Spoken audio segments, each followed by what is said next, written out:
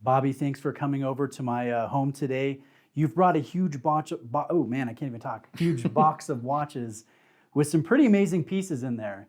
And just from our friendship over the years, I know that you've been collecting for a while and you have a pretty sizable collection. I don't even know what it is, somewhere between 100 and 200 watches. That's correct, yep. But a lot compared to the common watch collector. So I want to ask you, what's it like having, let's say, a massive watch collection? You know, do you have struggles in wearing all your watches or storing everything that you have accumulated in your time as a collector, or servicing? Like, kind of take me through the ins and outs of having a beautiful, large watch collection. Sure. I definitely have problems wearing that many watches. I mean, Yeah. if you think about it, if I wore every watch once, I could wear every watch approximately, twice a year. Yeah. If I had a very regimented And rotation. I assume you don't. I It's don't. more like whatever you're feeling like. Right? Whatever I'm feeling, and Bruce, to be honest, that's all the fun of it. Because Yeah. having a collection of that size and having so many nice watches, first of all, I'm truly blessed to have that.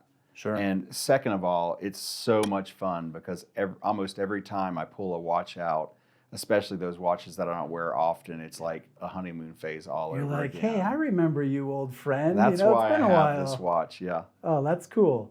So you've brought some real beautiful pieces here, and I know two of them I have not seen in person anywhere. They're Credor, which Correct. is kind of would be a step above Grand Seiko, and you went to Japan to buy at least one Credor. You came home with two, but tell me, I see. I love Seiko. I love Grand Seiko. Tell me what it's like going to Japan and picking out a special Credor and adding it to your collection. What's that like?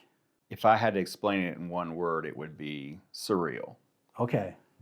I'm obviously a huge collector, and any collector has got to have some kind of appreciation for Seiko and what they represent in the world agree. of watchmaking. Yeah.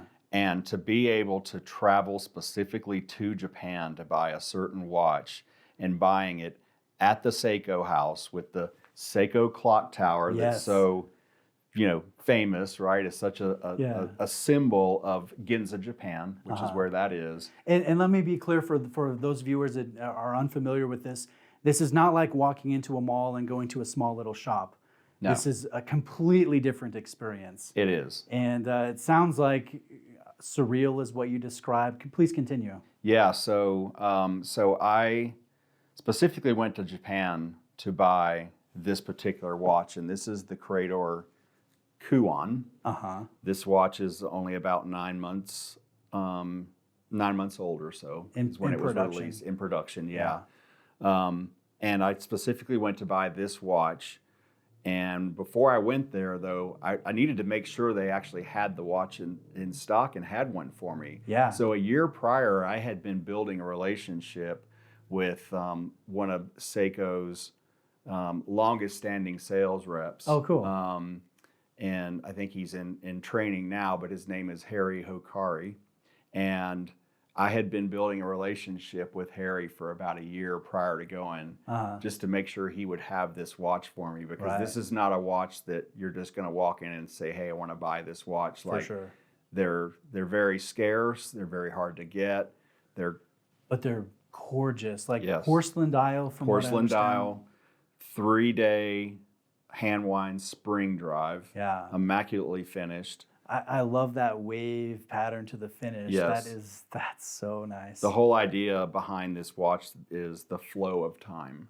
So everything to the porcelain dial, to the spring drive movement, with the smooth sweep on that, and just the way that the case is built, it's very fitting. Yeah. For the flow of time. So I would say, Bobby, this is kind of like a Grail level experience. Sure. In the fact that it's so uncommon and it's a very special piece. And now every time you wear that watch, you'll remember going to Japan and getting this long anticipated watch. I think that is a very beautiful thing. So I'm glad you got to experience that. Absolutely. Yeah, it was amazing. And you have another one there too. Yes. Tell me about that one. That one I find fascinating. So this one, I had no intention of buying at all. I actually saw the watch there in the display, and it just caught my eye, and I couldn't get it out of my head. Right. After I had already bought this one. So several days later, I went and bought this watch. This is actually a quartz watch.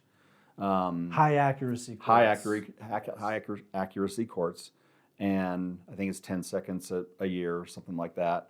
And it just, the blued hands and the super elegant dial with both the stick markers as well as the Roman numerals. Yes. The metal bracelet just really that particular case style just really got to me, and I couldn't not have it. So. I love how thin that is. That makes a huge difference, I think. Yes. Because even you look at high accuracy quartz from Grand Seiko, they're not as thin as what you have there on that model. And exactly. That's one of the small differences between a Grand Seiko and a Credor, right? Yes. So another thing that I find fascinating about this brand is they're not meant for a global market. This is made for Japan. Correct. And if you want a Credor, you can't just email, and say, send it to Utah. No, you've got to go to Japan. You got to go to Japan to buy a new watch from an AD. Yeah. Yes, you've got to go to Japan.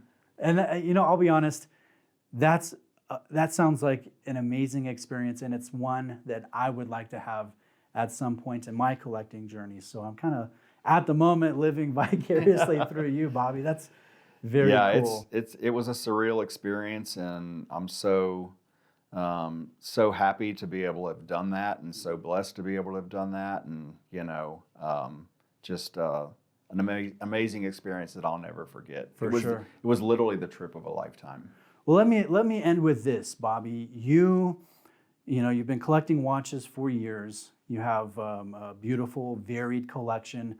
What advice would you have for, say, a relatively new watch collector? What wisdom can you impart to somebody who's maybe beginning their journey as someone who's well into your watch journey? What would you say? First of all, be careful, or you'll end up with a collection like this. But I would say, don't buy what is the cool, trendy thing, the hype, accepted. The hype, whatever the watch is. Truly buy what you like, and if that watch is $500, or you can afford to spend thousands of dollars or more, buy what you can afford. Sure. And buy what you like. I love it. And it has nothing to do with about anybody else thinks, because at the end of the day, no one really cares, no matter what watch you're wearing, what watch you have on your wrist, and you will get very few people commenting on any watch you wear anywhere. Yeah, it's your money, it's your wrist, it's Correct. Your experience, so make sure it's tailored to you. Absolutely. Buy what you like, and do your research, or watch some Bruce Williams videos about watches, but buy what you like. That's what I would say. Oh, thank you. And thanks for coming over. Thanks for letting me take a look at so many of these amazing pieces. Sure. I think it's been fun, so appreciate it. Absolutely. Thanks for having me, Bruce. My pleasure.